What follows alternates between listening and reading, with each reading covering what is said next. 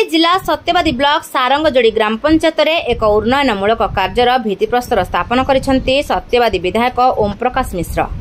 सारंगजोड़ी ग्राम पंचायत रे 10 लाख टंका व्यय बराद रे हेबाकु जाउछि सेवा सहायता प्रशिक्षण केन्द्र।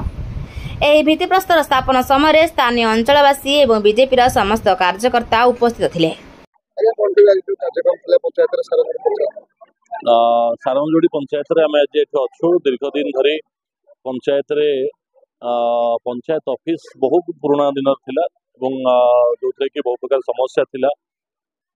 प्रॉपरली रेकर्ड कीपिंग ठू आरंभ करी विभिन्न कथा सरपंच तांकर कार्यालय करिपारनथिले।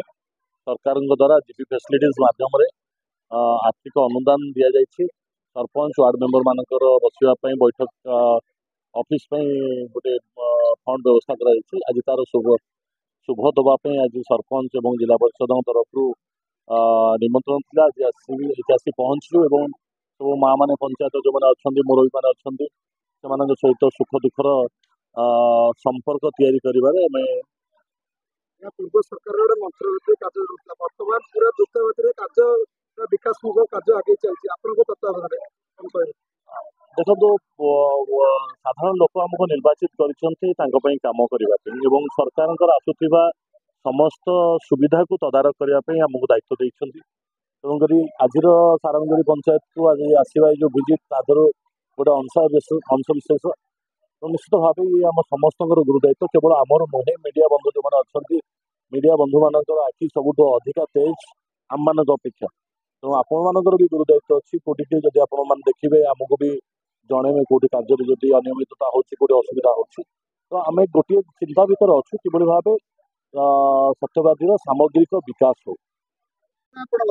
जय हिंद। गणेश्वर मिश्र भारत राष्ट्रपति प्रार्थी।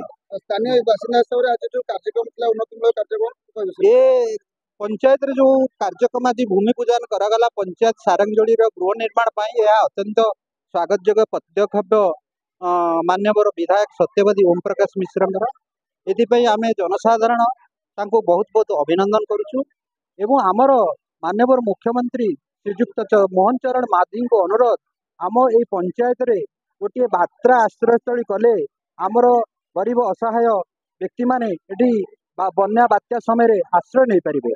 जय हिंद। कौन नाम आउछ तमरो? मोर ना पुंसला दे। कौन आज कोठी आसला कौन करते? आज मालगुपना आदि आसी सरपंच आसीले पंचायत के आसले घर अनुष्ठित होबो आसीले कहले सब बुझैले घरटी हला अपन पंचायत ऑफिस रे कते खुशी अछन? आज भारी खुशी। कौन कहले? कमल राज विधायक आसले उद्घाटन हमर भित्तिप्रस्तर स्थापन कले कौन सरपंच हम सारंगजोड़ी जीपी रे हमर फैसिलिटी सेंटर नथिला तेणु जीपी रो मीटिंग फिटिंग करिया को बहुत असुविधार सम्मुखीन होतलु। सेति आज सरकार जो हमर समिति तरफ टंका आसी कार्यक्रम करने आम आज शुभ देलु एवं फैसिलिटी सेंटरटा करने निष्पत्ति नहीं। लोक सरकार लोक प्रतिश्रुति रोची धीरे धीरे पालन होती संपूर्ण पालन हो।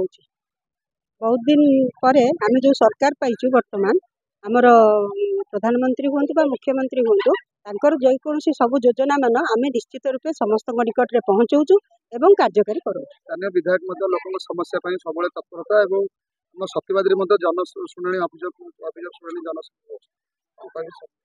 सत्यवादी विधायक वर्तमान समस्त कार्यक्रम जनसाधारण शुणुंट एवं जनसाधारण पाखे पहुँचुंट।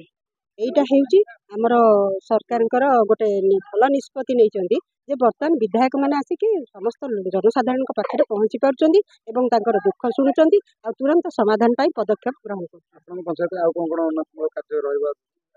हाँ आमर मार्केट कम्प्लेक्स अच्छी हाट सारंगजोड़ी हाट उपर अच्छी सारंगजोड़ी हाटर 10टा घर हाँपाई गोटे चाली सिस्टम भाया हम सेटा अच्छी बहुत गुड़े प्रोग्राम अच्छी आम ए सब करूँ आज निष्पत्ति मु बहुत खुशी अच्छी। निश्चित रूपे सरकार अमल में बहुत किसी कार्यक्रम हम बोली मोर आशा और विश्वास। पुरी जिला प्रतिनिधि डॉ मनोज कुमार बलियार सिंह रिपोर्ट प्रयाग खबर।